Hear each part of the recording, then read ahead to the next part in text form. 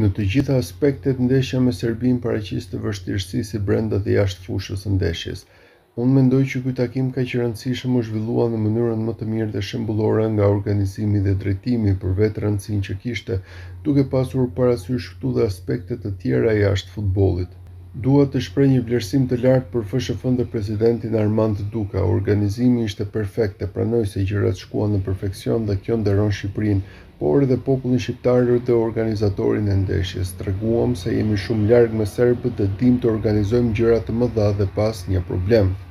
Dihet që sa më lart të luash aq më vështirë do të jetë. I tillë ishte edhe takimi me Serbinë. Presioni ishte tek ekipi ynë, por sot ndeshje pa presion nuk ka, ndeshje të lehta sërish nuk ka, dhe në veçanti në të gjitha aspektet kjo përballë ekipit të Serbisë. Pse ky takim më ka mbetur në mendje sa u takon dy detajeve në aspektin e lojës së futbollit. Në jetën e çdo lojtari, çdo trajneri, të çdo ekipi që luan në nivele të tilla, janë të shumta dhe të larmishme ngjarjet dhe në veçanti takime të rëndësishme me ecurinë drejt një botrori. Një zinxhir i pafund emocionesh që në thelbin e tyre kanë çaste të paharruara. Për mendimin tim, dy janë momentet që mund të ndryshonin historinë e këtij takimi.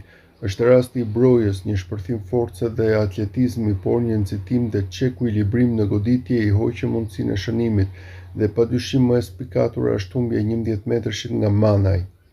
Këto dy episode do të mbeten gjatë në kujtesën e lojtarëve të këtij ekipi dhe në veçanti të opinionit sportazhës, por futbolli është dhe i tillë. Pra, në të gjithë këtë atmosferë të krijuar në stadium, padyshim që këto dy episode janë ato që mund të përcaktojnë dhe ecurinë e mëtejshme pozitive të ekipit tonë. Formacioni më surprizoi sidomos sa u takon dy lojtarëve që vështirë të mendoja unë dhe kushdo tjetër që do të ishin në formacionin bazë të ekipit kombëtar kundër Serbisë. Futja e Shehut dhe Hoxhës, deri diku Hoxhën edhe mund ta mendoja, por futja e Shehut më ka surprizuar. Loja e tij më ka entuziazmuar më tepër se sa futja e tij në formacion. Për mendimin tim, ishin të goditura zëvendësimet sepse pavarësisht nga potenciali i brojës, lodhja e tij u ndje. Sidomos ai që e pasqyroi më tepër ishte rasti i aksionit të tij dhe çekuilibrimi në momentin e goditjes për në portë, ndërsa Hoxha nuk zbatoi ndoshta të detyrë që i kishin dhënë. Ai gjithmonë kthehej në vend që të kapte fundoren, të cilën e ka si armë të vetën dhe më pas të bënte krosim ose pasim. Merrte topin me shpinë dhe të riqej gjithmonë nga gjysmëfusha jon për të gjetur një mundësi pasimi ose një mundësi manovrimi. Në këtë aspekt loja e tij nuk ishte e plotë. Nëse trajneri do të kishte zgjidhur diçka ndryshe, për shembull, duke futur një lojtar më dinamik se Bajrami në krah ose Uzunin të kalonte në krah të majt, çdo gjë ka të mirën dhe mungesën e vet. Në një ndeshje të këtij niveli edhe ndërrimet duhet të jenë të goditura, por unë jap të drejtë trajnerit në këtë aspekt.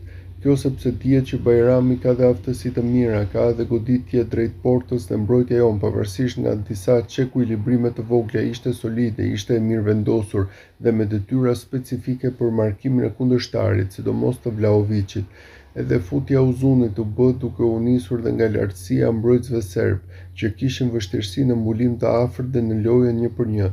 Loja e Uzunit mund t'u jepte hapësira veprimeve sulmuese, dhe në dy raste bashkë me Dakun krijuan mundësi shumë të mira për të shënuar, pra zëvendësimet ishin pozitive.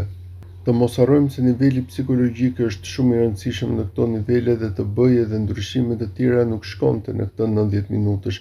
Unë mendoj që detyrat e lojtarëve, detyrat e reparteve, sidomos ajo që më pëlqeu më shumë ishte loja në blok.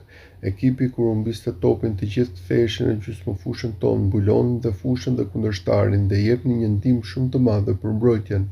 Shumë skuadra praktikojnë mbrojtjen e lartë dhe ne kemi lojtarë shumë të mirë si në mbrojtje se në mesfushë. Së pari, ajo do kohën e vet që të arrihet. Së dyti, çdo lëvizje, çdo ndryshim duhet të jetë në arritje të qëllimit, rezultatit pozitiv, sepse përndryshe çfarë përfitimi ka.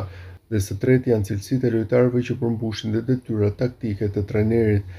Ekipi në këtë ndeshje tregoi përmirësim, do të ndaloj në 3 element. Forma dhe loja e Hysajt që zhvilloi një nga ndeshjet e tij më të mira. Ky gjithmonë është mendimi im. Ai jo vetëm ishte i kujdesshëm në aspektin mbrojtjes, por arriti të kapte dhe krahun dhe arriti të futej dhe në zonën e rreptësisë duke marrë një 11 metrësh plotësisht të merituar. Hysaj nuk bëri asnjë lloj gabimi, pra tregoi maturi, një freski mendore dhe fizike, po ashtu ku i shohu ndryshimet, i shoh në mesfushë të pozicionit dhe loja e tij, te Julian Shehu, një lojtar me një vizion loje të habitshme, me një qetësi që rrallë lojtarë kanë, një teknikë të admirueshme dhe koncepti i tij i vendosjes duke bërë që të merrte edhe pjesën më të madhe të organizimit të lojës, ishte i nivelit shumë të pëlqyeshëm. Pra një lojtar me një të ardhme mjaft të mirë, si për herë dhe unë e kam admiruar, ishte dhe loja e Mitajt, me një vendosmëri teknik me një kuptim mjaft të mirë të lojës në aspektin e mbrojtjes, por dhe në aspektin shpeshherë të organizimit dhe pasimeve të tij shumë të sakta. Pra, këta tre lojtarë sollën dhe ndryshimin e mënyrës së lojës sonë. I dhanë dhe atë aspektin që kërkon futbolli, veprimet e mira të studiuara me teknikë dhe mendim të plotë. Nota për kombëtaren.